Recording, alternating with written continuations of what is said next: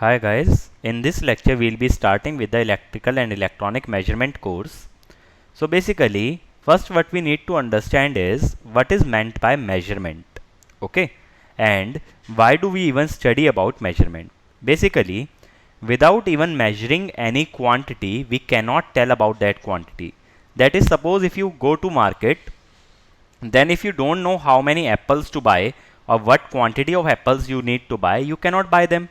What you will tell the dealer? You don't know anything. You don't know that you want to buy 1 kg of apple, so you won't be able to buy those quantity. So whenever you need to buy some quantity of an entity, then you need to measure that. Okay, and also suppose you went to buy 1 kg of apples. If there is no measuring equipment with the dealer or the shopkeeper, then he won't be able to deliver you that quantity. If he does not have that weighing balance, then how you would tell whether he is giving you 1 kg apples or 2 kg? You won't be able to tell. That means we need an approach, we need a quantity, or we need some measurement to know what I am buying and what I am selling. Okay, so in day to day we come across measurement, like anyhow you would be counting the money each day. That is also measurement. Okay, for that we need to understand what currency note has how much weightage and what is the value of that. Then only I can count those. So day in day out we are involved with measuring certain quantities and representing them in certain way. That is why this measurement is so much important. Okay, even in GATE course the weightage of this is around 4 to 5 marks and the questions are very straightforward. So measurement is a very important topic in practical life, and from GATE perspective it is a quite scoring topic. So let us first understand. Now we know that why do we need measurement, because daily life we come across different measurement of different quantities. First of all, let us formally understand what is meant by measurement.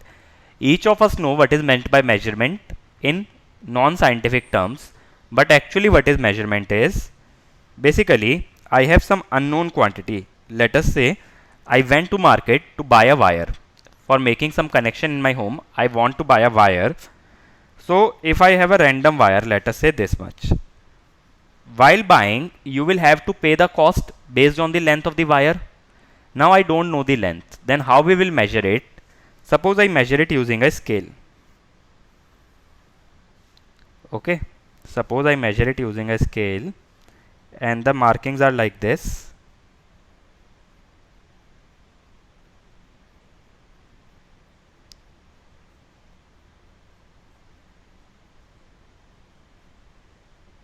Okay, let me call it as 1 centimeter, 2, 3, 4, 5, 6, 7. Now if you see, it is coinciding around somewhere around here. So I can safely call it as 6.6 centimeter. Okay, I can call the length as 6.6 centimeter. Now how did I make a measurement here? Basically I compared the length of the wire with the markings present on the scale. So measurement is essentially an act of comparison only. We measure or we compare an unknown quantity with a known quantity. Here my reference or the known quantity is scale. This is my reference and unknown quantity is my wire. So when we compare an unknown quantity with a known quantity, then we call it as measurement. Okay, so that is why we need some standards to be defined before measuring some quantity. Like if we want to measure the weight, we measure it in kgs. Then first of all we need to know how much does 1 kg mean. Like even when you go to buy some apple, he will be putting 1 kg of weight in form of an iron bar on one side of the weight, and on the other side he will be weighing the apple. So basically he is comparing the weight of that iron bar with the weight of apples. So everywhere wherever you go, measurement is essentially an act of comparison. Okay, so measurement means comparing an unknown quantity with a known standard. Okay, so the next thing that comes to mind is something called as instrument. Okay, then what is meant by instrument? Now we know what is meant by measurement. So basically an instrument is a way of measuring a quantity. Like for weight measurement, we have a balance that most of these shopkeepers keep. Okay, we have a balance. For length measurement, like we have a scale. So the instrument is basically something that we use to measure a quantity. It is a way of measuring a quantity, or it is a device that is involved in making a measurement. So the entire course structure of measurement and instrumentation revolves around certain measurement and the instruments that are used to measure those quantities. Mostly in this course we will be dealing with electrical quantities only, that is voltage, current, power, energy, those sort of things, not the non-electrical quantities. Since we are electrical engineers, so we will be dealing with electrical quantities, and we will see how circuits can be constructed or what ways we can devise to measure these electrical quantities. Okay, that will be the entire structure of the course. But in this lecture we will see the generalized concepts about a measurement. Whether or not it is electrical or non-electrical, that does not matter, but whenever we make a measurement, what characteristics do we associate with that measurement. So basically, first let us look at a simple measurement system, okay, in terms of block diagram. I am not interested in how I am implementing this measurement system, but what all necessary blocks are there in each and every measurement system. So first of all, when we are measuring any quantity, we need a primary sensing element. See, most of the measuring equipments are electrical. Okay, suppose I am measuring a value such as length. Okay, suppose I am measuring the length. Now if I am measuring the length in terms of electrical quantity, or suppose I want the length to be displayed on a digital panel or a digital display, then we need to convert this length signal into a voltage signal, because digital display can only display a voltage or a current. So we need some way when I can convert this length into an electrical signal. That is done by this primary sensing element. This is also called as transducer. Okay, because many measuring equipments, like even if we are measuring the speed of the motor, some of you might have seen that we are measuring it using a tachometer. Tachometer is something that we will connect it to the shaft of the motor, and it will be rotating at the same speed, and it will be displaying the RPM of the motor on a 7-segment display. That is my tachometer, and it is nothing but it is displaying the speed in terms of electrical voltage. So there also we need a transducer. So transducer is nothing but it basically converts one signal into another signal, and in our case non-electrical signals into electrical signal. That is my primary sensing element of a measurement system. Next is the data conversion element. Now, as you have studied in digital electronics, the processing in digital domain is very easy as compared to the analog domain, and the circuits that we construct in digital domain are easier to construct as compared to analog circuit. Okay, very easily we can generate a digital circuit by means of truth table. So digital circuits are easier to design. So many times we will be making a measurement, or we will be processing the data in digital domain. So here we will need a ADC, that is called as data conversion element, because we are interested in processing in digital domain. We are not interested in processing in the analog domain, because it is more prone to noise and error. Next is the data manipulation element. Now suppose the instrument that I am using to display cannot display voltages in terms of millivolt, but the transducer is giving me an output in millivolt, but my display cannot sense that. So we need to step up that voltage to a certain level that the display is able to sense that voltage.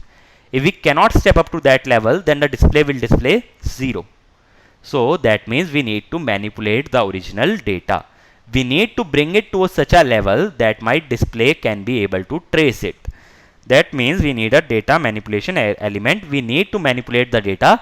We cannot display the original data as it is, because that may not be in a suitable form to be displayed on the display device. So here we need something sort of amplifier. Okay, we need an amplifier to amplify the signal to bring it to a desired level. Next is the data transmission element. Sometimes what may happen is, suppose I am recording the rainfall on a hill. Now I cannot construct my center on the hilltop. I will construct it at a more suitable location, but the data is being collected on the hilltop. Now what to do? What we will do is, we will collect the data on the hilltop, we will transmit it to the base station, and then the processing will be done at the base station itself. Okay, we cannot process the data on the hilltop. We will just keep the sensors there. They will relay the data to the base station and the processing will be done at the base station. So we need something of the sort of data transmission element that will transmit the data from the sensors to the base station, where the data will be collected, processed, and the results will be displayed. So this transmission element is nothing but like a channel in a communication system. It can be of the sort of optical fiber. Okay, so we need data transmission element where the remote locations are there, or where the sensors are at inaccessible locations. Mostly, like if you see in the northeast, the rainfall is higher as compared to rest of the India. But we cannot keep a base station at each and every point where we are measuring the rainfall. So there can be a single base station connected to multiple sensors kept on different hills. It will record the data at each and every location. Then it can process the data, compare the data, and do anything that it wants to make it into a meaningful information. So base station can be single, whereas the sensors can be multiple. So they will relay the information to the base station via data transmission element, which is my optical fiber. Last is, suppose we have constructed a graph of the rainfall over the years. That means I need a display device that can display that graph. Okay, so that is my data presentation element. After processing the data, we need to display it on a device, or we need to present it in some form. That will be done using data presentation element. This can be something like CRO that you may have used in your labs, cathode ray oscilloscope, which displays the waveform versus time. Okay, if I am collecting some data over the time, I need to display it on a device, then we can use a CRO. That is my data presentation element. So these 5 elements collectively form my measurement system. Okay, so that is how a measurement is being made. These elements can differ in different instruments, but essentially the block diagram or the functionality will remain the same. Now let us see what all characteristics can we associate to generally a measurement. What are characteristics associated with a measurement, no matter which quantity is being measured? So first characteristic that we associate with anything is accuracy. Suppose I am telling you that in the last year the rainfall at suppose some hill is approximately 90 centimeter. That means what your team lead would want to know is how much accurate is your data. If your data is inaccurate, then there is no point in processing that data. Okay, like in cricket, suppose the speed of the ball is being measured. If the data is inaccurate, if it is telling that a medium pace bowler is bowling around 160 kilometers per hour, then that is useless data to me, because that is an impossible scenario. So what we need is, we need accurate data while processing. Okay, suppose I am dealing with a missile system. Now if the location to which the missile is to be targeted is inaccurate, then you may be causing a hazard in some other country. Okay, that means we need our measurements to be accurate, otherwise it can lead to disastrous results. Okay, so if we need our measurements to be accurate, we need some parameter of the accuracy. Now accuracy, what it means actually is, there are two quantities that we define. One is called as measured value, other is called as true value. Okay, suppose a bowler bowls at a speed of, let us say, 131 kilometer per hour, but the speedometer that is installed in the ground or the stadium measures it to be 135 kilometer per hour. Whereas other instrument, which is a slightly costlier instrument, gives the reading around 133 kilometer per hour. Now which of those will you choose when you are going to buy an instrument? You will definitely choose this 133 km per hour because this speed is closer to the actual speed.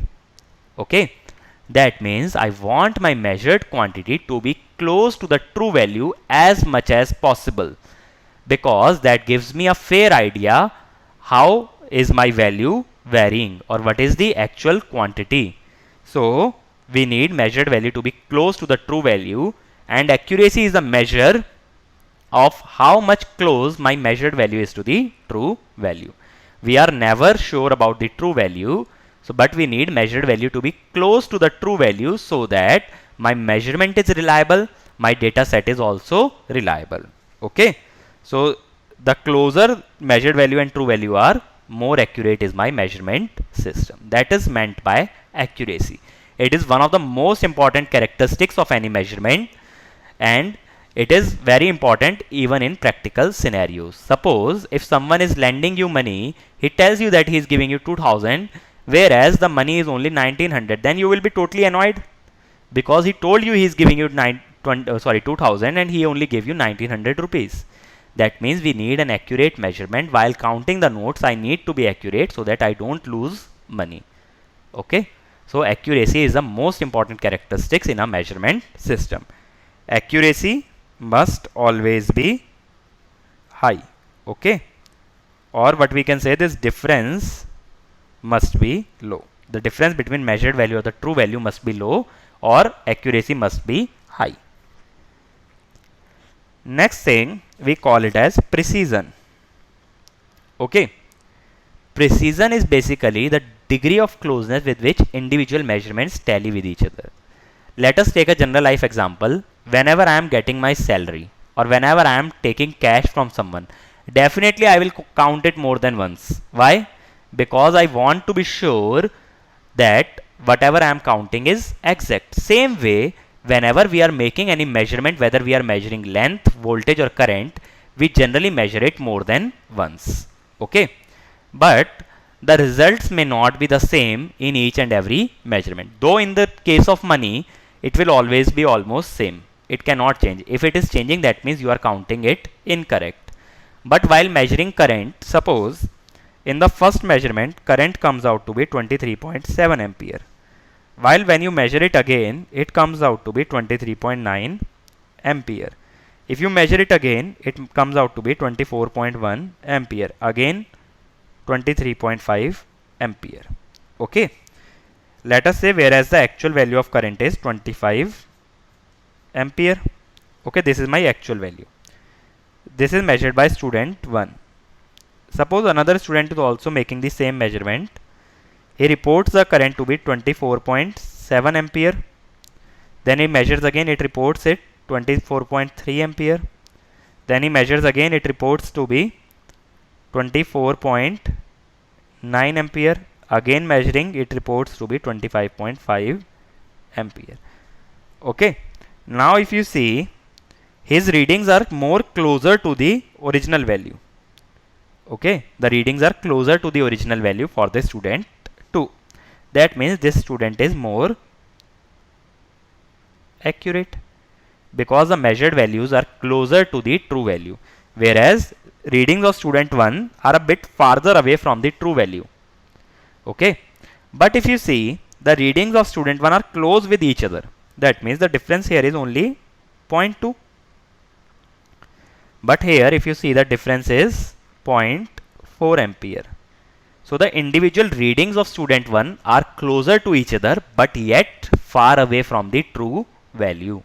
That means student 1 is not accurate but he is precise. Precise means how closely my individual measurements tally with each other.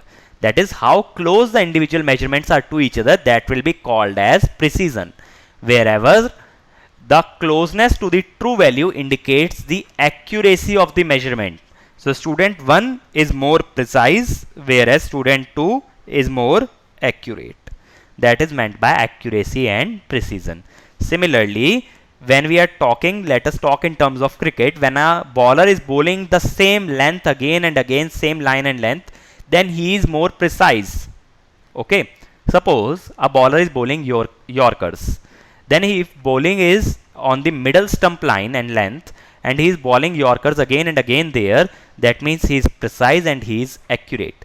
Wherever if he is bowling Yorker length balls but outside the off stump, then his accuracy is not that great, though he is precise. He is hitting the same spot again and again, and we know in a T20 cricket format, precision is very much important.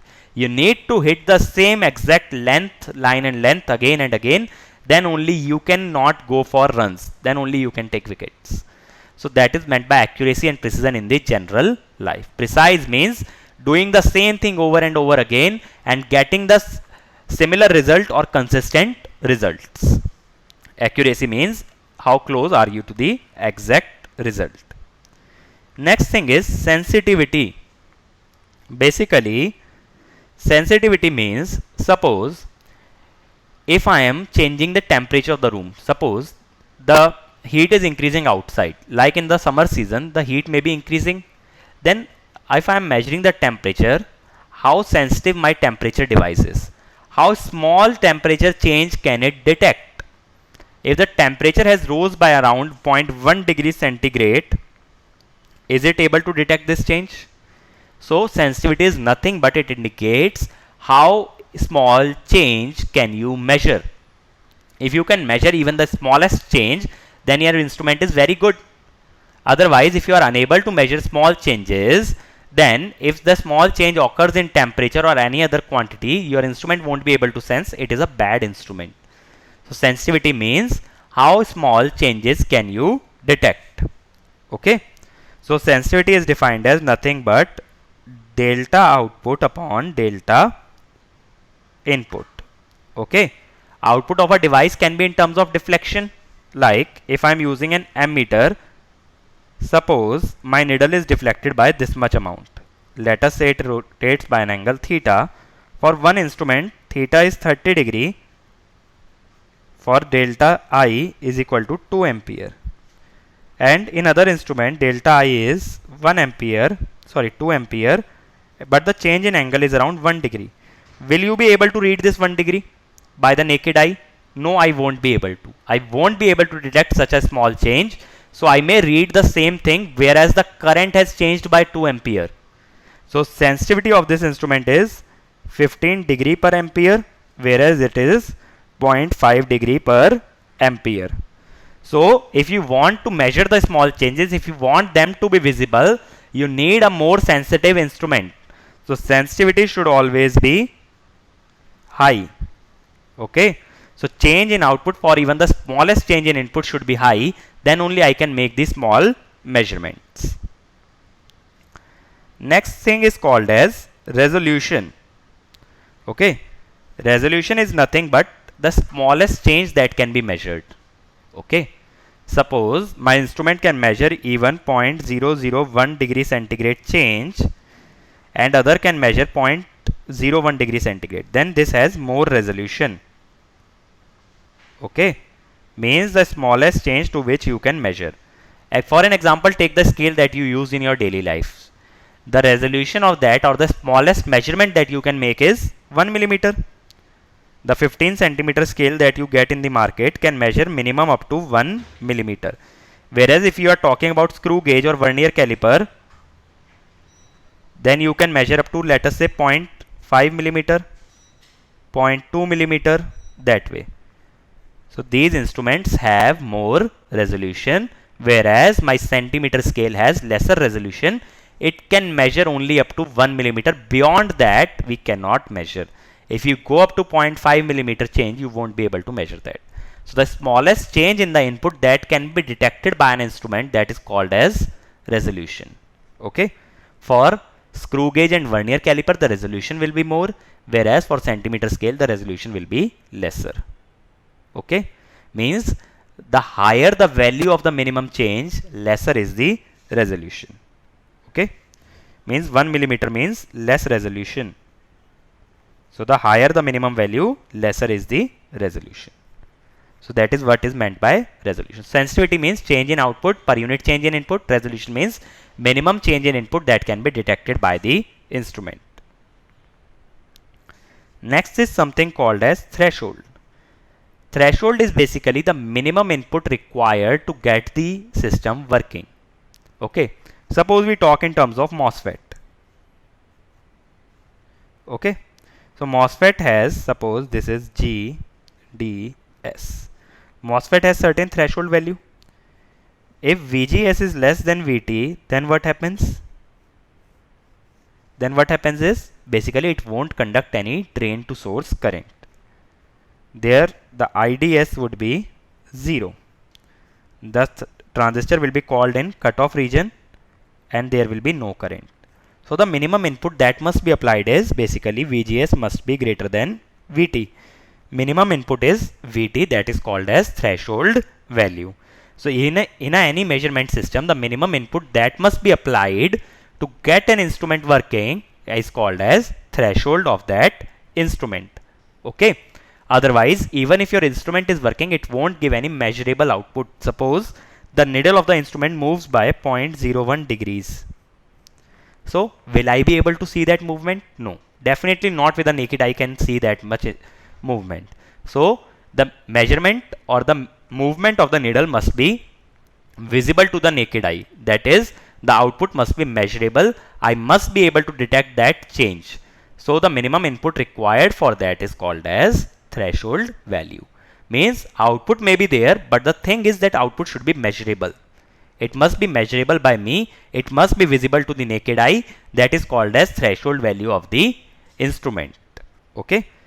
If the output is present but it is not measurable, then the value will be less than threshold. Okay. Next quantity that we study is called as drift. Basically, drift means how the measured quantity deviates from the true value. Okay. How the measured value deviates from true value. What is the difference between measured value and true value will be termed as drift. Now I want that my measured value should be close to the true value. The difference must be the minimum or accuracy must be high. That means drift is basically an undesirable quantity, because drift indicates how far is my measured value to the true value. That means drift should be as low as possible. So accuracy indicates how close your value is to the true value. Drift indicates how far is it from the true value. So accuracy should be high, whereas drift should be low. Now there are different type of drifts defined. First is called as zero drift. Now zero drift means what is the difference between input and output when the input is 0. Okay. So suppose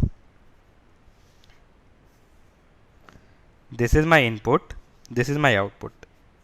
The desirable value is that input must be equal to output. So the desired curve should be y is equal to x line. Suppose this is my desired curve. But let us say the actual curve is something like this. So the difference between input and output at 0 is called as zero drift. Okay. Difference between input and output when the input is 0 is called as zero drift. It may be due to permanent set, like suppose if I am measuring the voltage and V is equal to IR would be the relation. Then due to temperature, suppose this resistance changes by certain amount. So that what will happen is we will get some change. Or this is due to permanent set in the instrument, sometimes due to hysteresis. Like what is actually hysteresis is, if you have studied something like this. So even at 0 input we have certain output, that is called as residue or residual value. This may be due to hysteresis. So zero drift is nothing but when 0 input is applied, the value of output will be termed as zero drift. It may be due to some residual value in the instrument, that the instrument may be saving some value from the earlier measurement. That is why we will be getting a zero drift. So zero drift does not mean that drift is 0, but what it means is what is the drift when the input is 0. Zero drift does not mean drift is 0, but what is the drift when input is 0. That is called as zero drift. Okay. So now let us move on to the other drift. Other drift is called as span drift.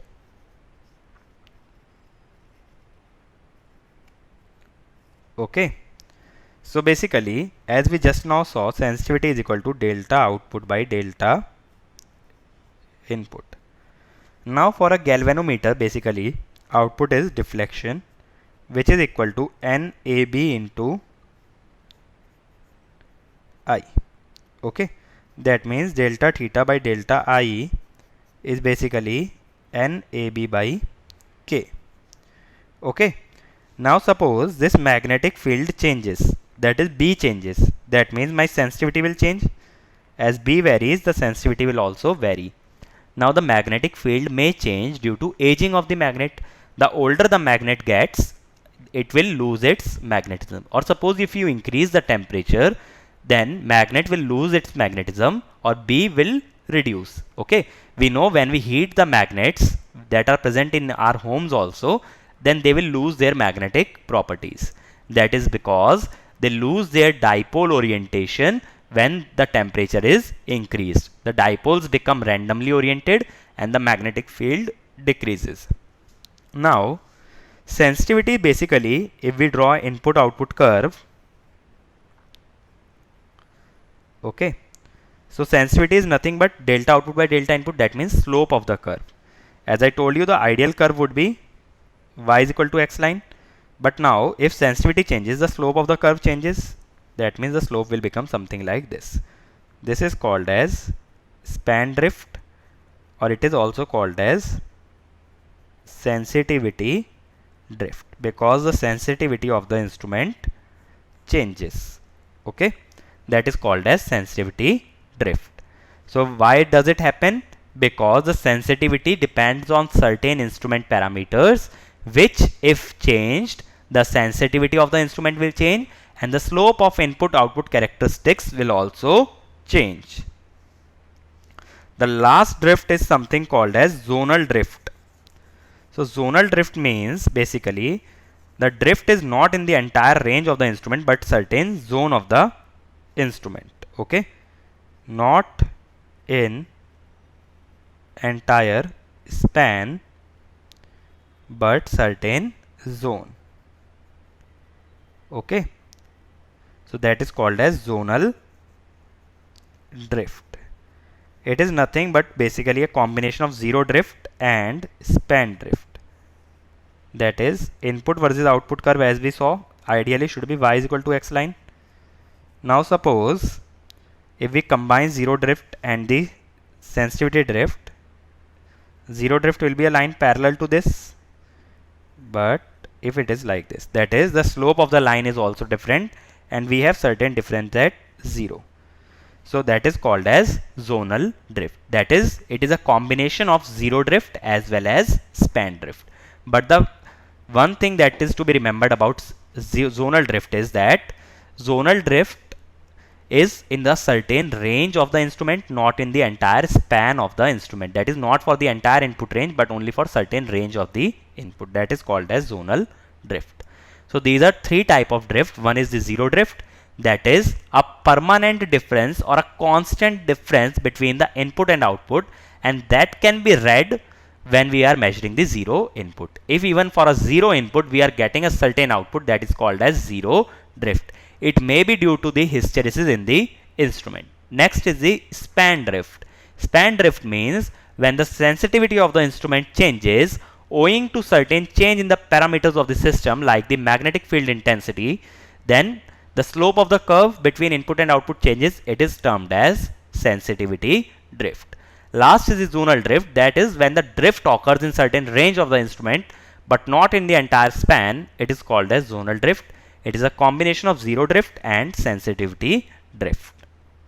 Okay. Next is something called as reproducibility. Now, that is, if we are measuring some quantity and I am reporting that my instrument is measuring with an error. Okay. Let us say that I brought an instrument to my home and I am saying that it is encountering some sort of error. Let us take an example. Let us buy a toaster. Okay. Let us buy a toaster, and what happens is I am plugging the toaster and I am setting it to 3. Okay. Means the valve is set at 3. but still my bread is being burnt.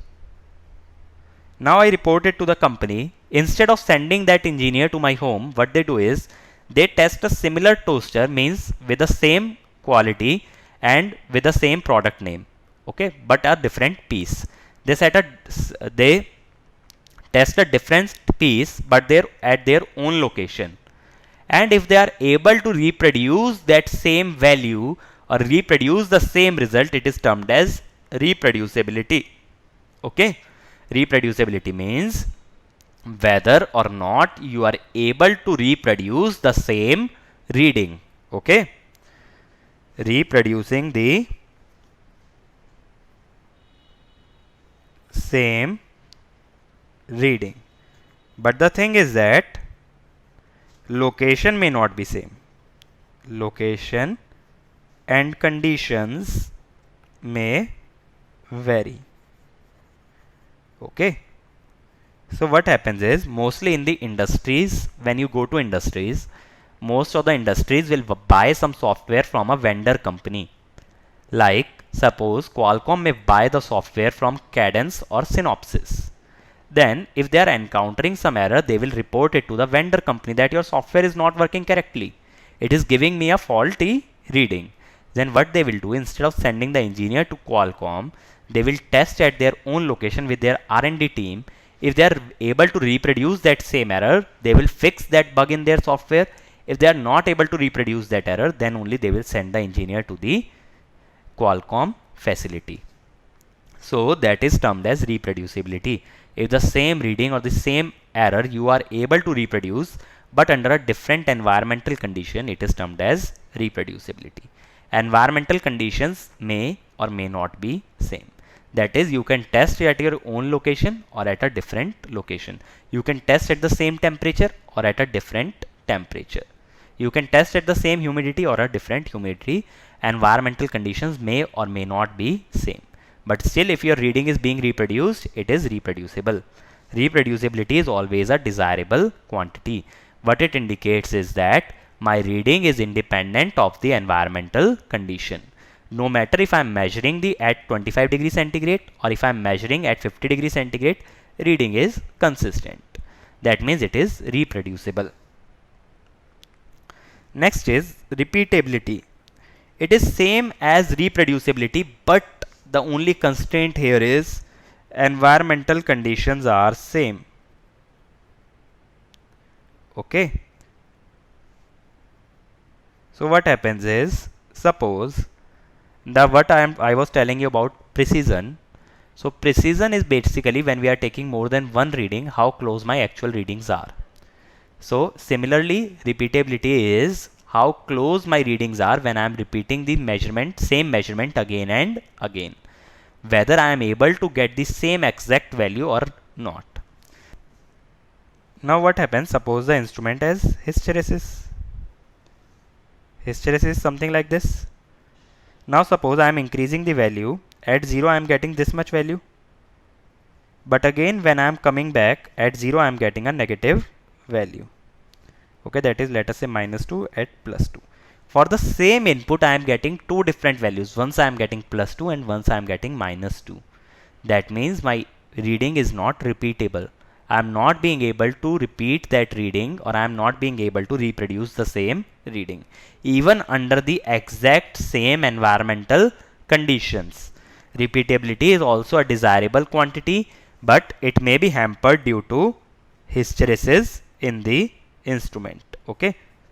So basically I will be getting two different values for the same input. Suppose I am measuring the length, then for the same wire length my instrument may indicate two different values. That means my reading is not repeatable. Repeatability is a very desirable quantity. Next thing is something called as dead zone. Dead zone is basically when my instrument is not able to produce the output for certain range of input. Okay. Suppose if I am applying the input in the range 0 to 2 volt, but no observable output is coming. That means it is in the dead zone of the instrument. So always between 0 value and threshold value. This is termed as dead zone. So dead zone is nothing but from 0 up to threshold, it is dead zone. and the boundary of that zone is called as threshold value. So it will be indicated something like this, output versus input. This value will be termed as threshold, and this entire range is called as dead zone. So dead zone is nothing but the range of input values for which output is not measurable, and threshold is the minimum input required to get a measurable output. So 0 to threshold is termed as dead zone. Last quantity is called as dead time. Dead time is nothing but response time. Okay. So my instrument may take certain time to respond to the change in input, that is called as dead time. That is, suppose my needle is now at 0 position and I am measuring 5 ampere current. The time that the needle takes from moving from here to here will be termed as dead time. Dead time is nothing but the response time of the instrument. That is the time that the instrument takes to give a certain reading is called as dead time. So both dead zone and dead time should be minimum, or dead zone and dead time are undesirable quantities. So let us summarize whatever we have learnt in this lecture. We have learnt how does a generalized measurement system looks like. Then we saw certain quantities, out of which some are desirable and some are undesirable. So first is accuracy, whether it is desirable or undesirable. Accuracy should be high, it is desirable. Next is precision. Precision is also desirable. My readings must be close to each other. Next we saw sensitivity. Sensitivity should be high, it is desirable. Next we saw resolution. Resolution should be high, it is also desirable. Next we saw drift. Drift is always undesirable. Next we saw reproducibility. That is always desirable. Last we saw repeatability. It is also desirable. My readings must be repeatable under the same environmental condition. And then we saw dead zone. It is undesirable. Threshold should be as low as possible. So threshold is also undesirable. And dead time should also be undesirable. Dead time should be 0. That means instrument should be able to ideally respond in 0 time. It should be able to respond instantaneously. That is, the dead time should be as low as possible. Dead time is also an undesirable quantity. Okay. So this is what, these are the properties that we associate to a measurement, no matter what is the quantity under measurement. But these are the quantities will be associated with each and every measurement, out of which some are desirable and some are undesirable. So desirable quantities should be as high as possible and undesirable as low as possible.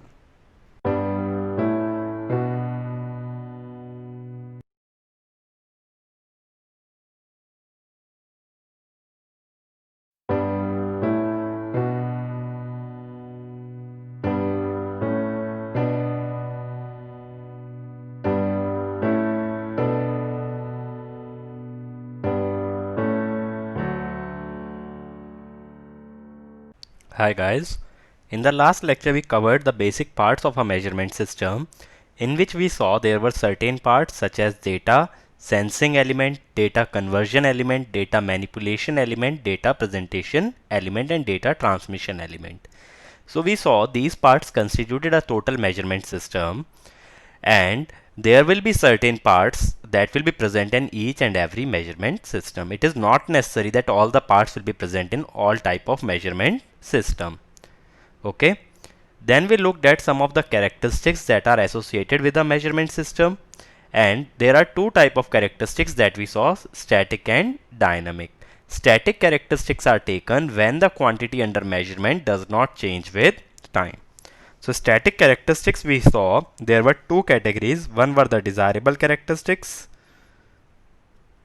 and some were undesirable. The desirable ones included accuracy, precision, sensitivity, resolution, repeatability, reproducibility. These were the characteristics that were desirable in any type of measurement system.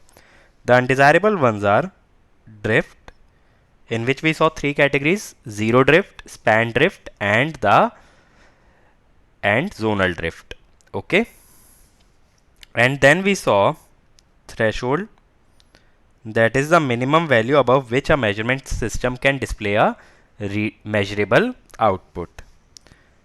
Dead zone, the range of input for which it does not produce any output, and dead time, the time that it takes to produce any output. These were undesirable quantities, and these all characteristics were desirable.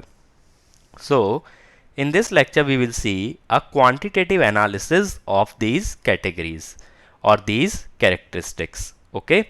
Earlier we were just qualifying these, or we were doing a qualitative analysis. That is, I was just giving a definition. Now, how to decide which measurement system is better and which is not? For that we need a number. We need to convert these characteristics to a number. That number usually that we use is called as error. So in this lecture we will focus our attention to the error analysis, that is, how to determine the error that is present in the reading of a measurement system. So let us get started. First type of error is called as gross error. Now what is meant by gross error? Gross error means it is due to human negligence.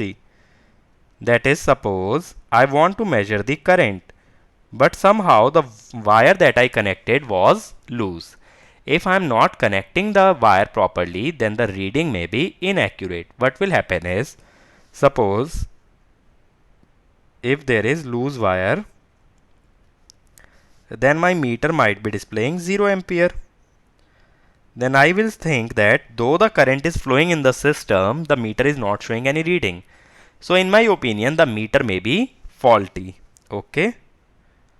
But actually what is happening is, the circuit that we have taken is actually somewhere open circuited.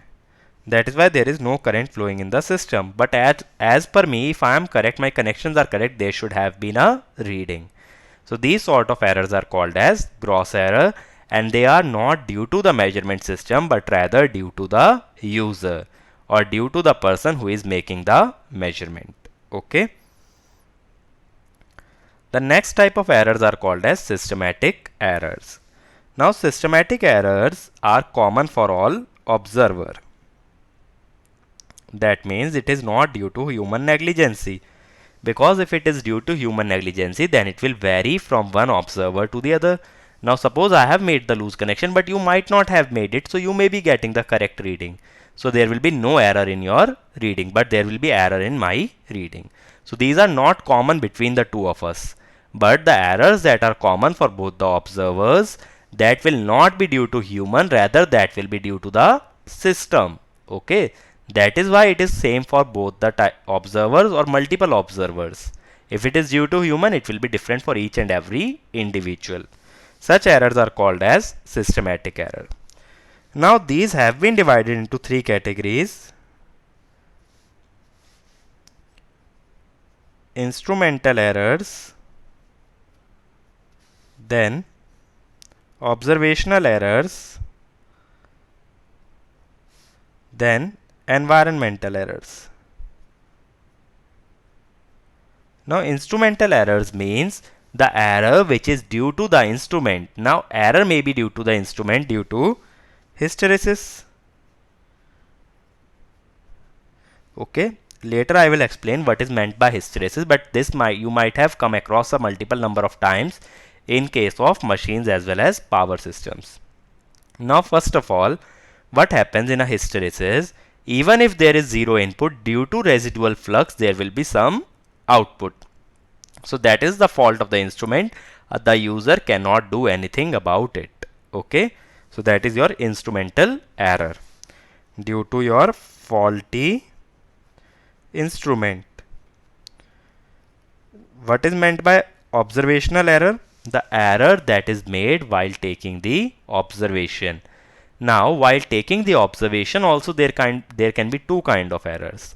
Suppose sometimes what happens in examination also, We have been given 4 in the question, but we may be considering it 9 or some other number, then we will arrive at a wrong answer. That is also observational error. But still that is due to human negligence, that will be counted as the gross error. That is, you have noted down the incorrect reading. Suppose my instrument was showing 5 ampere and I noted in the copy as 4 ampere. That is my incorrect reading. Okay, that is due to me, or that is due to the observer. Or if the instrument was showing 5 ampere, you might have incorrectly seen 4 ampere. That is also observational error, but that is due to human negligence. Then what kind of observational errors will fall under systematic error? The observational errors that are common for all observer. The question comes in mind, how can all the observer make the same mistake while taking the reading? The possible reason for this is due to shadow of the pointer. Now suppose this is my dial, this is my pointer, but somehow due to angular light the shadow is falling like this. Now in my mind there will always be a confusion whether the shadow is the correct reading or whether what I am seeing as the pointer. Due to this confusion there might be error in the reading, and this is due to the shadow that is formed by the pointer, and that is not due to human negligence. So these sort of errors are called as observational errors. Okay, these are also called as parallax error. Parallax error is something where we will see different type of reading from different angles. Now you might have seen, if you see from the right, the pointer will be seeming a bit to the left. If you see from the left, the pointer will appear to be a bit on the right. If we see from the top, then only we will get the correct reading. So this also comes under the observational error. It is called as parallax error. That is different readings from different angles. Okay. So these are common for all the observers. Next is due to environment. Now environment may change the temperature of the device, humidity of the device, and that will also called as error. Now suppose I am measuring a resistance, but due to increase in temperature the resistance itself increases. Then the value that is being measured is not the true value, but rather the value that is changed due to the temperature. So it will come under environmental error. Okay, because due to environmental changes the reading of the instrument changes. So these are called as systematic errors, and these are not due to human negligence but rather due to external factors. The next category is called as random error. Now what is random error is, its cause is unknown. Okay. So why we are considering random error? The thing is, even after specifying such categories of the error, if the error that is actually present in the reading is not equal to the theoretical error, then the difference between them will be classified as random error. That is, there is some extra error but I do not know the cause for that. Okay. So if the cause is unknown, usually it is very small. So random error we will neglect in our measurement system. Okay. Here the cause is unknown and the value is very small. It can be positive as well as negative. There is no definition or there is no expected value. Now these were the qualitative analysis of the error. That is, in how many categories can you divide the error based on the cause of the error. Now suppose we want to give error a number, or we want to quantify the error. Then the first thing that comes is guaranteed accuracy error. Now suppose I went to market to buy an instrument. Then what I will ask is, what is the rating of the instrument as well as what will be the error in the reading. So the error in the reading that is specified by the manufacturer is called as guaranteed accuracy error. Now why is it called as guaranteed accuracy error? Because when manufacturer is selling the instrument, he will tell you, sir, this is the maximum amount of error that can come in my instrument. That is, he is guaranteeing you that it has the least amount of accuracy which is equal to some value. Otherwise the accuracy will be higher than that. If it is saying it is 95% accurate, that means minimum it is 95, it will be more or less greater than that. Okay. So that is what a guarantee I am getting. So based on that guarantee, whether it is meeting my specification or not, I will decide to buy or not buy that instrument. Okay. So this is specified by manufacturer.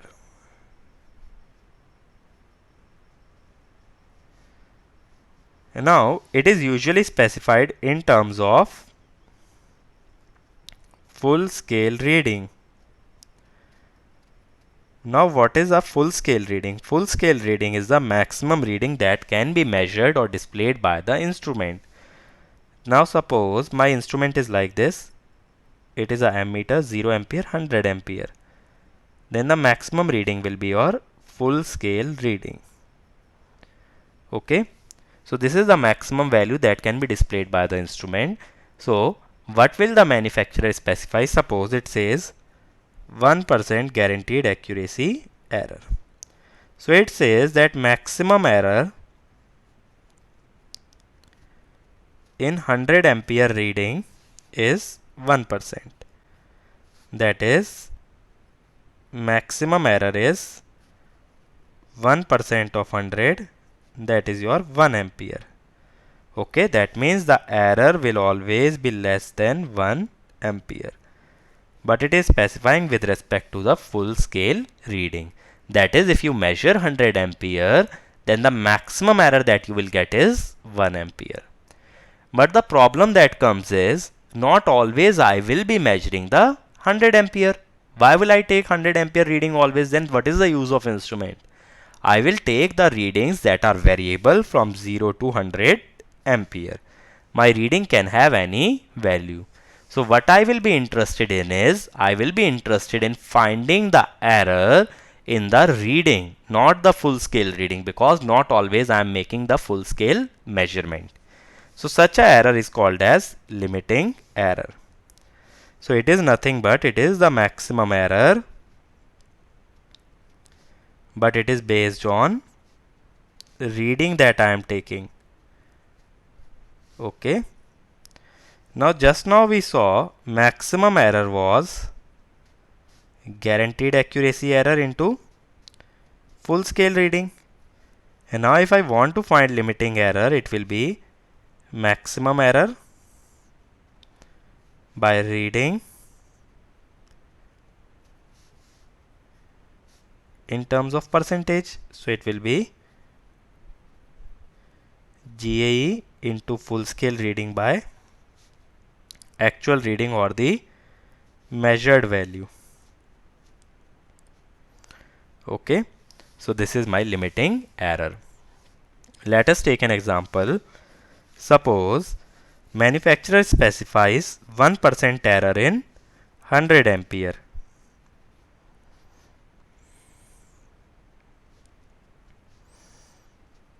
That means maximum error is how much? 1 by 100 into 100, that is 1 ampere. Now suppose I am measuring 10 ampere. Then I ask you what is the percentage error. It will be 1 by 10 into 100, that is your 10%. Okay. So this will be called as your limiting error. That is, in my reading at most there can be 10% error and not more than that. So that is the relation between guaranteed accuracy error and limiting error. Both more or less specify the same quantity, but one is based on your full scale reading, other is based on your actual reading that you are measuring. Next, let us discuss what is meant by hysteresis error. Now most of the instruments that we will study in analog meters do work on the principle of magnetism. Now we know for a magnet, when we draw the BH curve, where B is the magnetic flux density, H is your magnetic field intensity. Then the curve is something like this. Okay. Now let us take an example of PMMC. In PMMC, the deflection is proportional to NBA into I. Okay, so deflection is proportional to B, and I is usually determining the h, because integral by Ampere's law h dot dl is I enclosed. So whatever is the magnetic field intensity, that depends on current. Okay. So if you see here, magnetic field intensity is 0 because the current is 0. So if magnetic field intensity is 0, it implies that the current will also be 0. But here B is non-zero. So from this relation, theta will not be equal to 0. That means there is some deflection. Though the zero current is passing through the instrument, still I will be getting certain reading due to some residual magnetic flux density. This is called as BR, that is residual magnetic flux density. What it means is, this is the remaining flux density after magnetic field has been removed. Once you remove the magnetic field intensity, still there will be some flux density, that is your residual flux density. Due to this BR, there will be some deflection in the instrument even though there is no current flowing through the instrument. That is called as your hysteresis error. To reduce hysteresis error, the area of this hysteresis loop must be minimum. If area is minimum, then this BR will get reduced. Okay. If this BR gets reduced, then the hysteresis error will also reduce. Here we define two type of curve. One is called as your loading curve, other is your unloading. Loading is when H is increasing. So this is my loading and this is my unloading, because here I am traversing in the opposite direction. So H is reducing. If you see during the unloading curve, B is actually higher than the true value. True value is 0 here. It is positive. So reading greater than true in the unloading curve. And here if you see B is negative, so the reading will be less than true during the loading curve. Okay, so remember this point: during unloading, reading will be higher than the true value, and during loading, reading will be lesser than the true value. Okay, this is due to the hysteresis. Okay, because hysteresis create remnant flux density or residual flux density, which will cause certain deflection in the instrument. Now, let us understand in how many ways can we represent the error. Okay, that is, what classification of what kind of numbers can we assign to a error. First is called as absolute error. This is the absolute value of error present in any quantity. What is meant by absolute? That delta A will be equal to measured value minus true value. Okay, whatever is the difference between the measurement that you have taken and what should have been the value, that is the true value, is called as your absolute error. Okay, so why it is called as absolute? Because usually we will specify the magnitude and not the sign. That is what we are interested in, the magnitude, because error, even though it may be positive or negative, it is always harmful or undesirable. Okay, so magnitude of error must be minimum and not the error itself, because if you minimize the error, then it will have a high negative value, because in mathematics a negative number is always less than 0. So the magnitude of error must be minimum no matter what is the sign. The next way to represent the same error is relative error. Now here error is expressed as fraction of true value. Okay, how? It is expressed as AM minus AT, that is absolute error, by true value. Okay, so remember, relative and absolute errors are not different errors. Rather, they are two ways to represent the same error, or same measurement can be assigned two values. One is the relative error, other is your absolute error. Relative error is nothing but absolute error divided by the true value of the measurement. From here I can write, or A true will be AM 1 plus epsilon r. Now if epsilon r is less than 0, A true is greater than AM. If epsilon r is greater than 0, A true will be less than AM. That is, a positive error signifies that the measured value is greater than true value. Negative error signifies that the measured value is less than true value. The next way to represent the same error is percentage error. Percentage error is nothing but it is your relative error into 100%. That is AM minus AT by AT into 100%. So it is also one way of representing the same error, that is your absolute error or the error itself. You can represent it as the percentage. Okay. So these three errors are related. Any error can be given to you in any kind of problem. You need to understand that you can interconvert between these values. These are not different values.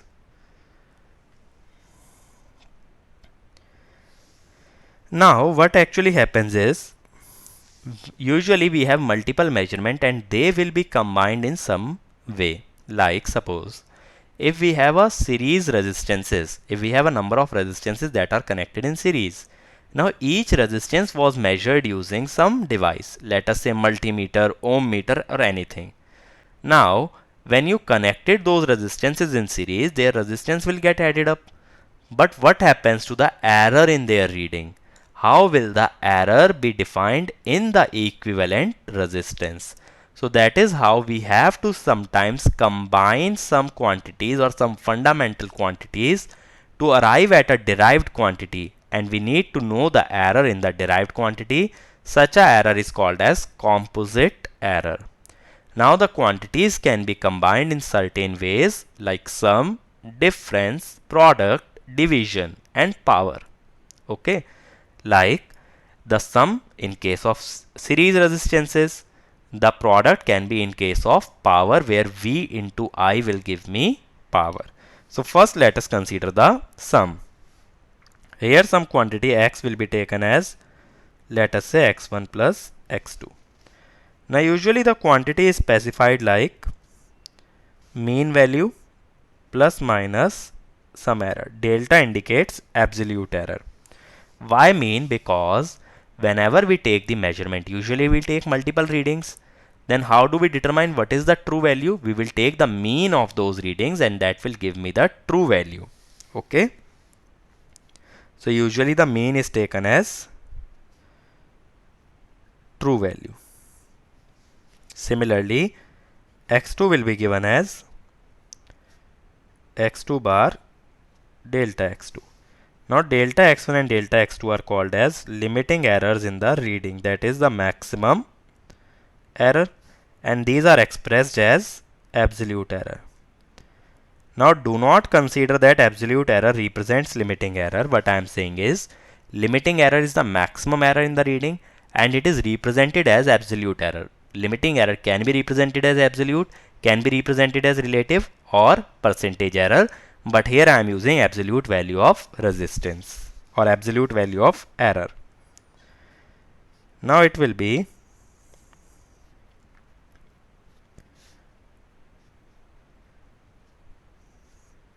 now there are four ways of combining these two errors, that is plus plus, plus minus, minus plus and minus minus.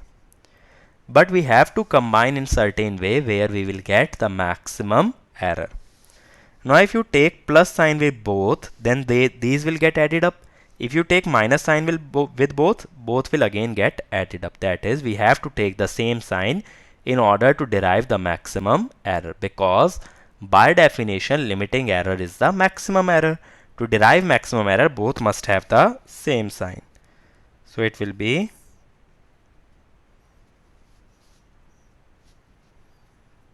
okay. So that means when we are taking sum of the two quantities, then we have to add their absolute errors to determine the absolute error in the resultant quantity.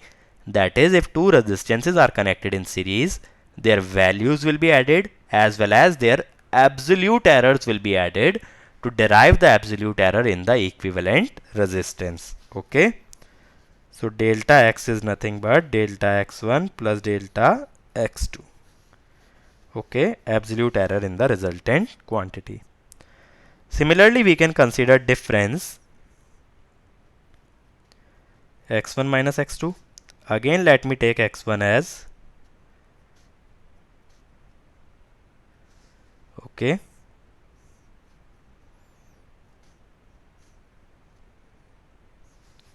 Now, when we will take x, it will be minus x2 bar plus. Now again we want to get the maximum error. Now here if there is a minus sign, then suppose one quantity is 2, other is 3. If you want to have the maximum difference, then take one as 2, other as minus 3. Then you will get 5. If you take one as 2, other as 3, then difference will be minus 1. But this is the maximum difference. That is, both must be considered with opposite sign.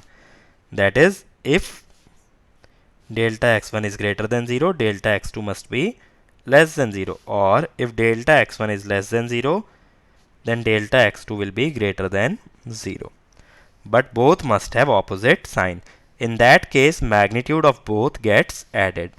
So for limiting error, we will add the magnitude of errors again.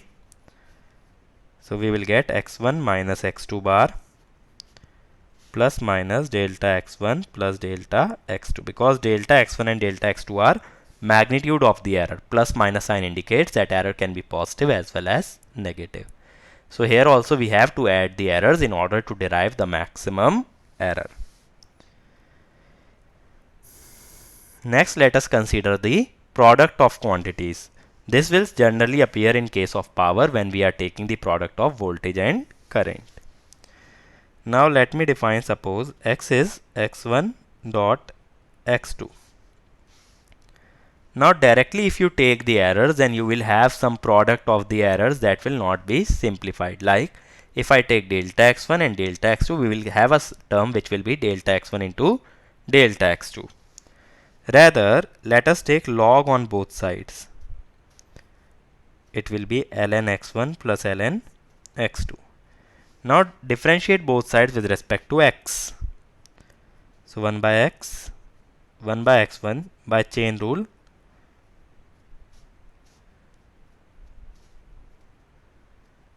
Now multiply both sides by the differential delta x. It will be. Now if you see here, what is actually happening? This is relative error in x, relative error in x1, relative error in x2. So in case of product, relative errors are added. Okay. In case of sum and difference, absolute errors were getting added, but in case of product, relative errors are getting added to derive the limiting error. Remember, this method is being followed to derive the limiting error. Now if we take division, x will be x1 upon x2. Take log both sides.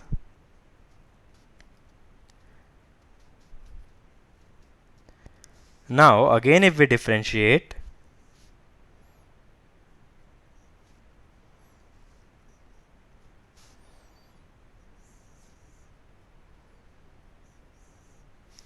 so it will be del x by x. Now again this error can be positive as well as negative, but we have to maximize their difference. Again take opposite sign with both. That is, if this is plus, this should be minus, or if this is minus, this should be plus. Okay. So but both must have opposite sign, then also their relative errors will get added up, because we want to derive the maximum error. Because in division, when we take the log, it will become subtraction. And in subtraction, to maximize the error, we take both errors with opposite signs so that their difference becomes maximum. Now, One thing that you must always remember here is that here both quantities x1 and x2 must be independent of each other. Otherwise, what happens? Suppose I give you certain derived quantity, let us say a, which is equal to xy over x plus y square. Here the numerator also depends on x and y. Denominator also depends on x and y. So in such a case, you cannot directly take the subtraction, you cannot directly add the relative errors in xy and x plus y square, because in division why we were adding the errors? Because we were taking the errors of opposite sign in numerator and denominator. But now numerator and denominator are dependent on the same quantities. So it is not possible that the numerator has positive error and the denominator has negative error. Why? Suppose x is 10 plus minus 1, y is 5 plus minus, let us say 2. So it is not possible that you take 10 plus 1 in the numerator and 10 minus 1 in the denominator. Okay, if you are taking 10 plus 1 in the numerator, you have to take in the numerator as well as denominator. That is, the error will have the same sign in numerator as well as denominator. So actually, in division, then you will have to subtract the errors.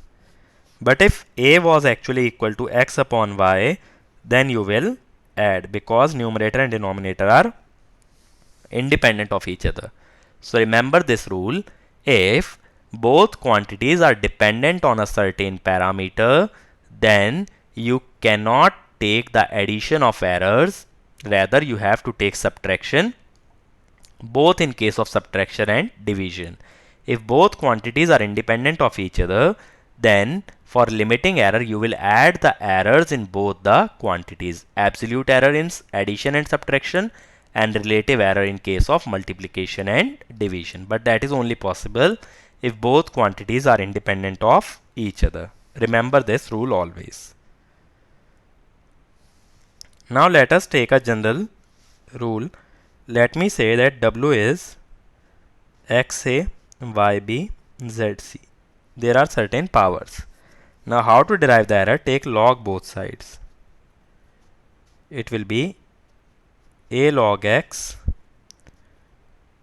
plus b log y minus c log z. Now del w by w will be, like earlier, a del x by x, b del y by y, plus c, because for limiting error we will add the errors like this.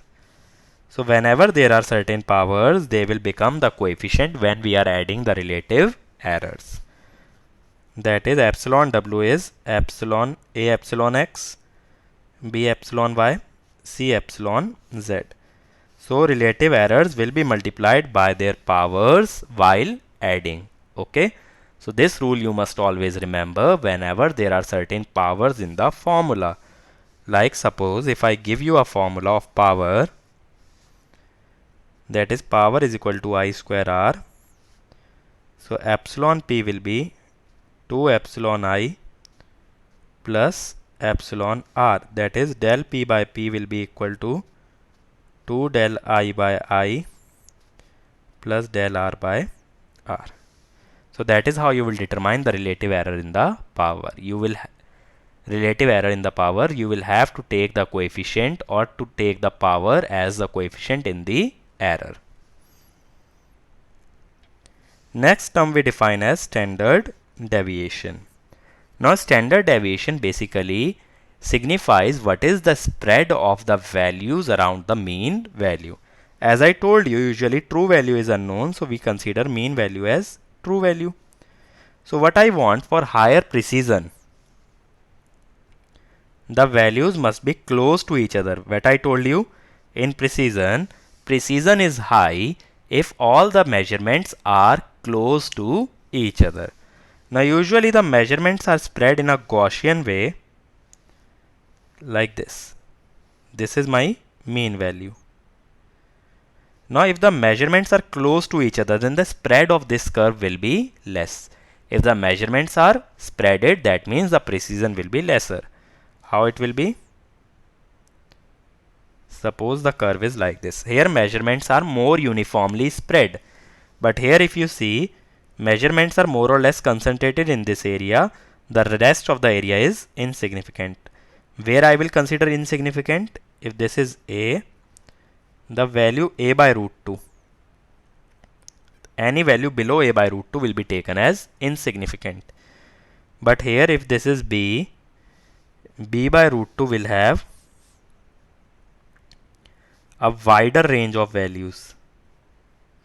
Okay. So if you see, the values that I will have to consider are more spread in case of B curve than the A curve. If values are more spread, that means precision is less. So standard deviation basically informs me about the spread of the value about the mean value, so that I can determine whether the precision is higher or lesser. So standard deviation is actually inversely proportional to precision, due to which I define a precision index h, which is equal to 1 by root 2 sigma. This is called as precision index. Okay. So error can also be specified as the standard deviation, that is how much the value is spread about the mean value. Remember, higher the standard deviation, lesser is the precision.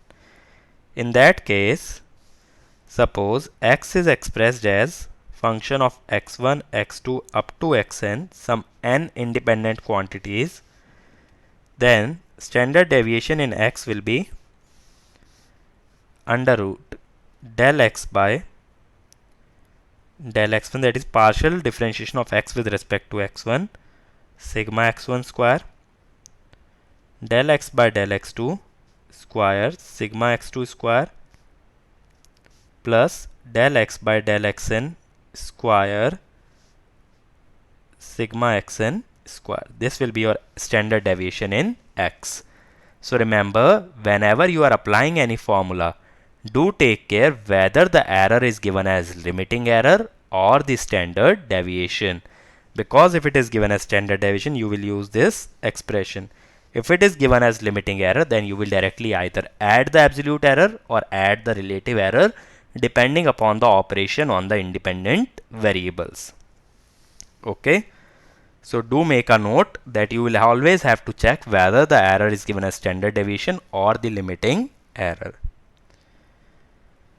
So let us summarize what we covered in this lecture. We first saw the categorization of the error, that is gross error, systematic error, and random error. In systematic, we saw three categories: instrumental, environmental, and the observational error. Then we saw guaranteed accuracy error, which is specified by the manufacturer, and limiting error. There we saw limiting error is guaranteed accuracy error into full scale reading by actual reading. Then we saw absolute error, then relative error, and percentage error. Then we saw in sum and difference, we add absolute errors, and in product and division, we will add relative errors, but provided x1 and x2 are independent of each other. Then we saw in case of power, what we will do: A epsilon x, B epsilon y, C epsilon z. Power will be taken as coefficient. And in the last we saw standard deviation, it will be under root del w by del x sigma x square plus so on. Okay. So this is what we covered in this lecture. In the next lecture, we will see a few problems based on these concepts.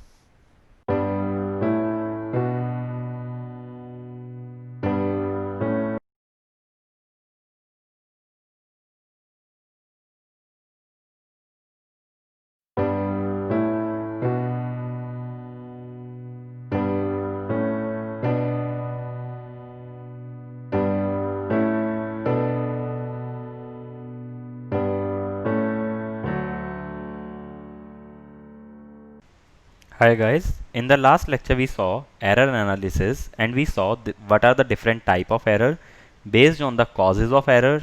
Then we saw what are different quantification of error like absolute error, relative error, percentage error. Then we moved on to composite error, that is when one quantity is represented as a combination of other quantities, then what will be the error in that quantity. There we saw four operations: addition, subtraction, multiplication and division. In addition and subtraction, for getting limiting error, we were adding absolute errors. For multiplication and division, we were adding relative errors.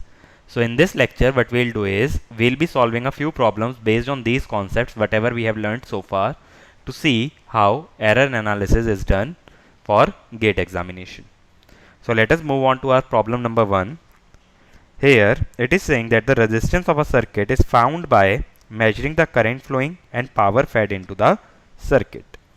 If the limiting errors in the measurement of power and current are 1.5% and 1% respectively, what is the limiting error in the measurement of resistance?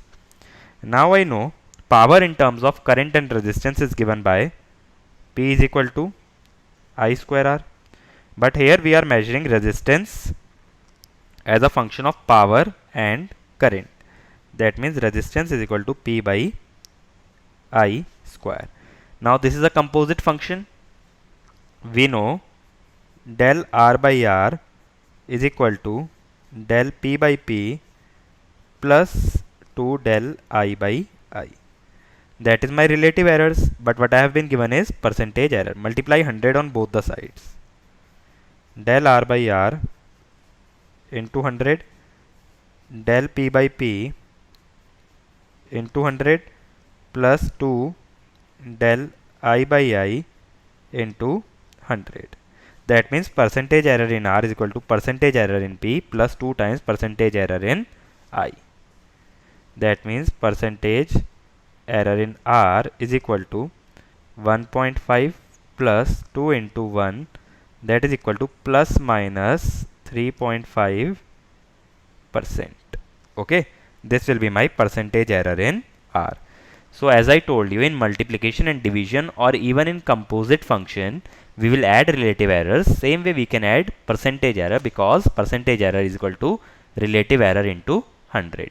So directly you can also add percentage errors, as we have seen in this problem. Let us move on to our next problem.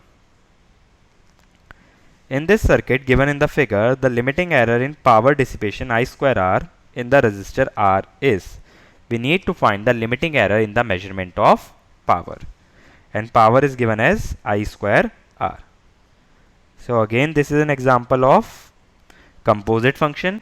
Now here I will directly write in terms of percentage error. So percentage error in P is equal to 2 times percentage error in I plus percentage error in R. Now percentage error in I is given to be 5% and percentage error in R is given to be 0.2%. So this will be 10 plus 0.2, which is equal to plus minus 10.2%. So percentage error in the measurement of power is plus minus 10.2%. And always remember, error will be given as plus minus because error can be positive as well as negative. It is not necessary that error be positive or negative, it can have both the sign. Next is, we have been given that the total current in a circuit is measured using KCL is given to be I is equal to I1 plus I2. I1 is 150 plus minus 1 ampere, I2 is 250 plus minus 2 ampere, where the error are given as standard deviation. Now I saw that since I is a function of two variables I1 and I2, so standard deviation in I is equal to under root del I by del I1 square sigma I1 square plus del I by del I2 square sigma I2 square. Now let us first calculate del I by del I1. So how much it will be? 1. Similarly, del I by del I2 differentiation of I1 with respect to I2 will be 0 because both are independent, and I2 with respect to I2 will be 1. So this will also be 1. So it implies sigma I is basically under root sigma I1 square plus sigma I2 square. Now we know both the values, standard deviation in I1 and I2. So if we substitute here, sigma I is equal to under root 1 square plus 2 square, which is under root 5, which is equal to 2.24 ampere. And I know I is given to be sum of I1 and I2. So I will be 150 plus 250, which is 400 ampere. So I can be written as 400 plus minus 2.24 ampere. Okay. If you miss this term standard deviation, then what will happen is you will directly add this absolute error. It will be 400 plus minus 3 ampere. But addition, direct addition is only applicable for limiting errors. For standard deviation, we need to take under root del I by I1 square into sigma I1 square plus del I by del I2 square sigma I2 square. That is for the case when errors are expressed as standard deviation. In case of limiting error, we can directly add the absolute value of error. Next question, we have been given a 0 to 200 volt voltmeter has a guaranteed accuracy of 1% of full scale deflection of full scale reading. That means guaranteed accuracy error is 1% of full scale reading. Next is the voltage measured by this instrument is 50 volt. We need to find what is the limiting error. So I have been given reading, I have been given guaranteed accuracy error, I have been given the full scale reading. We need to find the limiting error. Okay. So full scale reading is 200 volt and reading is 50 volt. Now what I told you is limiting error is equal to guaranteed accuracy error into full scale reading by reading. This is what we derived. So it will be 1 into 200 by 50. It is equal to 4%. That is, the error in the measurement is 4% of the reading or 4% of the measured value. Earlier we were saying 1% of full scale deflection, which is equivalent to 4% of the measured value. Let us move on to our next problem. In this, we have been given a 0 to 25 ampere ammeter which has a guaranteed accuracy of 1% of full scale reading. And the current measured by this ammeter is 10 ampere. We need to find the limiting error. So we know guaranteed accuracy error is 1% of 25 ampere. We know reading is 10 ampere. We need to find limiting error. Limiting error is guaranteed accuracy error into full scale reading divided by reading. So guaranteed accuracy error is 1. Full scale reading is 25 divided by 10. So it will be 2.5%. This will be my limiting error in the measurement of current. Okay, is it fine? Moving on to our next problem. Here we have been given a variable w which is related to other three variables as w is equal to xy by z. So as I see here, since w is equal to xy by z, that means it is a composite function. Moving on, the variables are measured with meters of accuracy, 0.5% reading, 1% of full scale value and 1.5% of the reading. Okay, so I see the odd one out is y1, where y is given as error of full scale value. Okay, other errors are given as percentage of reading. Now we are given the readings of 3 meters as 80, 20 and 50, where 100 is the full scale value. Okay, these are the readings, 100 being the full scale value. Maximum uncertainty in the measurement of w. The word maximum strikes to me as limiting. So we need to find the limiting error in the measurement of w. Now we see w is equal to xy by z. So I can say del W by W is equal to del X by X plus del Y by Y plus del Z by Z. But now if you see here in the denominator, the reading is coming X, Y and Z. But the error in Y is given as 1% of full scale. That means first I need to convert it as a percentage of reading. That is, I need to go from guaranteed accuracy error to the limiting error. So limiting error in Y would be guaranteed accuracy error into full scale reading by reading. Guaranteed accuracy error is 1%. Full scale reading is given 100 for all the meters and reading is given to me as 20. So this becomes 5%. So now I know percentage error in W is equal to percentage error in X plus percentage error in Y plus percentage error in Z. Percentage error in X is equal to how much? 0.5. In Y it is 5. In Z it is 1.5. So it will be 0.5 plus 5 plus 1.5. So it is equal to 7%. That means percentage error in W is equal to plus minus 7% of reading. Or what I can say, reading also I can find out. XY by Z. X is given to me 80 into 20 by 50. So it will give me 32. That means 7% of 32. That is the maximum uncertainty in the measurement of W, or we can say this is the limiting error in W. Okay. Moving on to our next problem. Here we have been given the voltage as a true value of 1.5 volt and the full scale reading is 2.5 volt.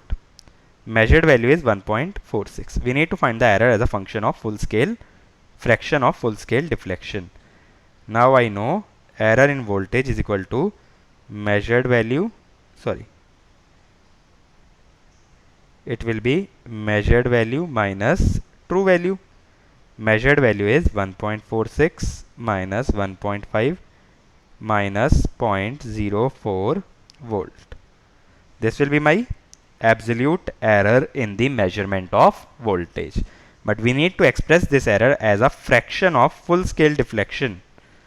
That means delta V upon V full scale, which is minus 0.04.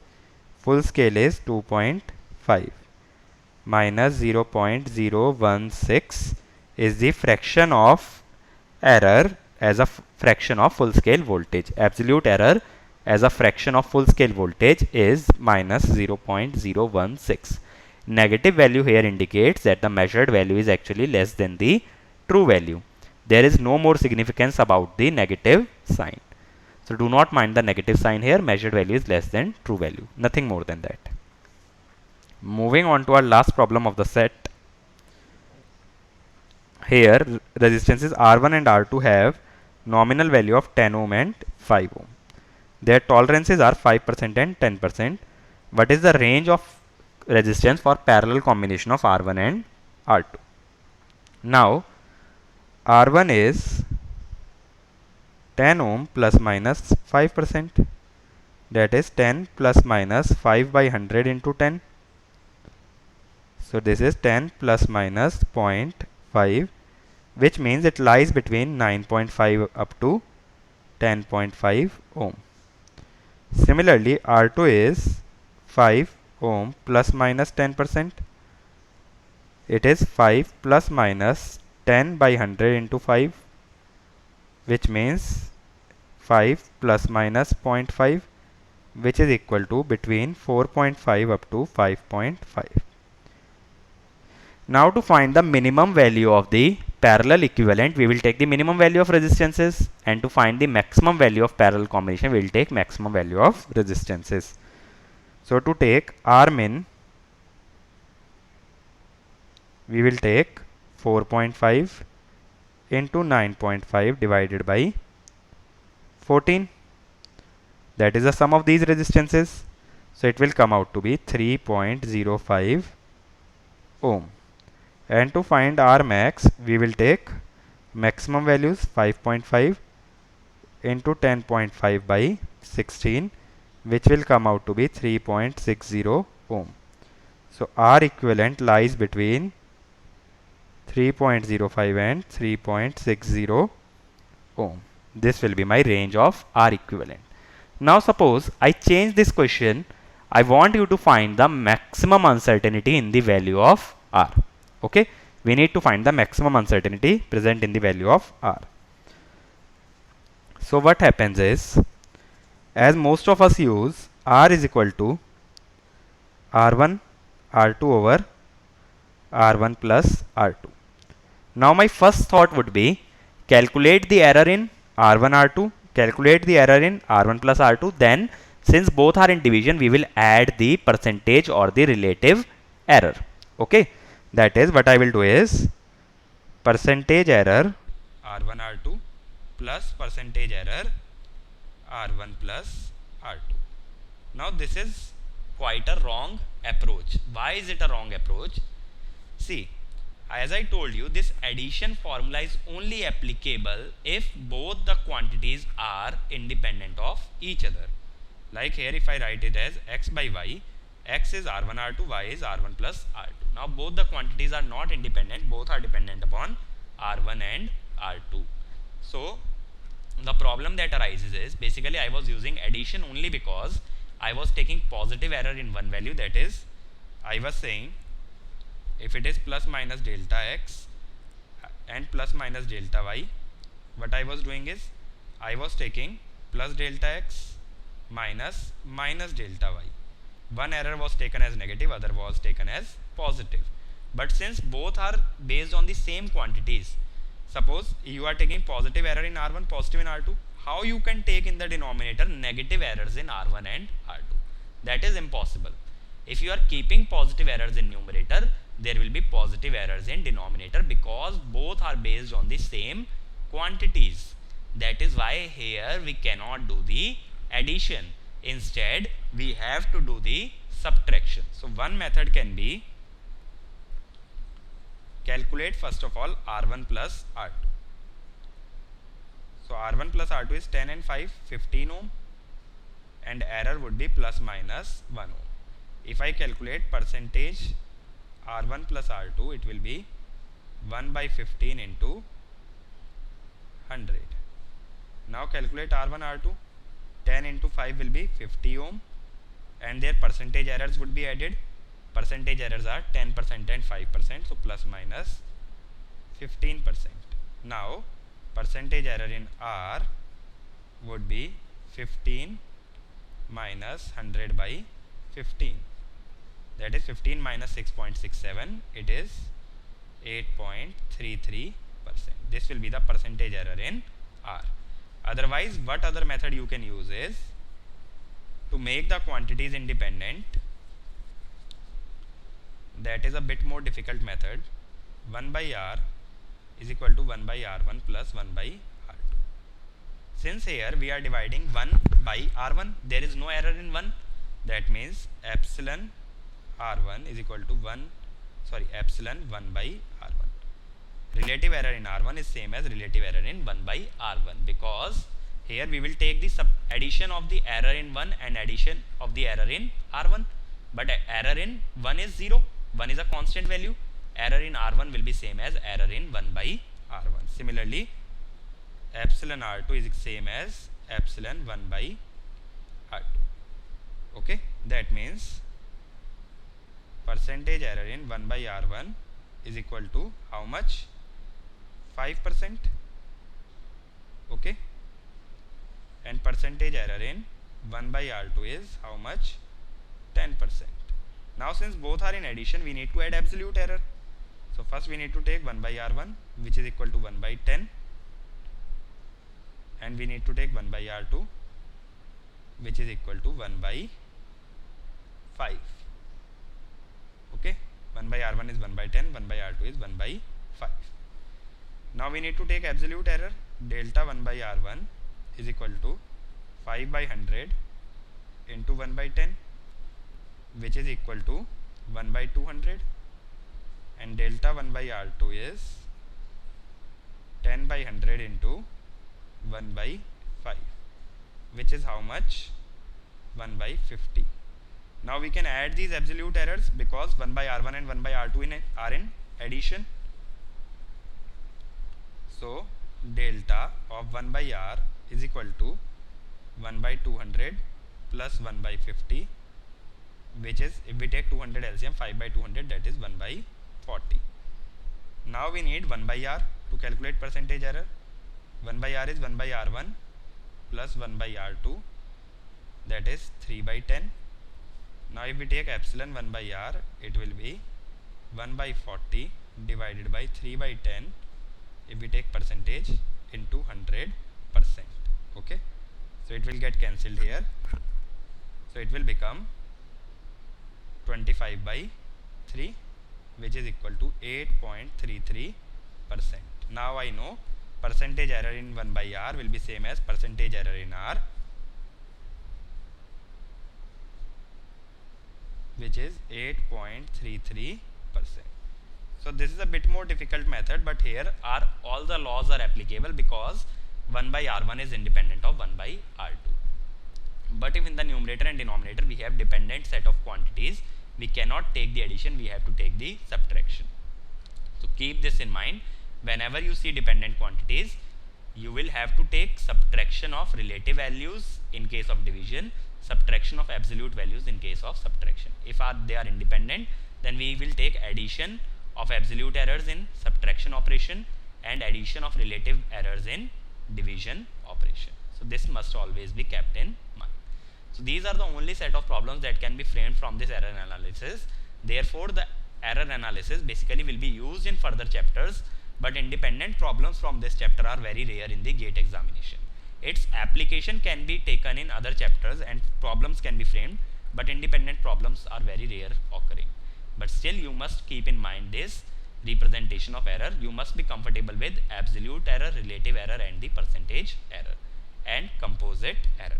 That you must always keep in mind, and rest will be fine. So we will be using these concepts in the coming chapters.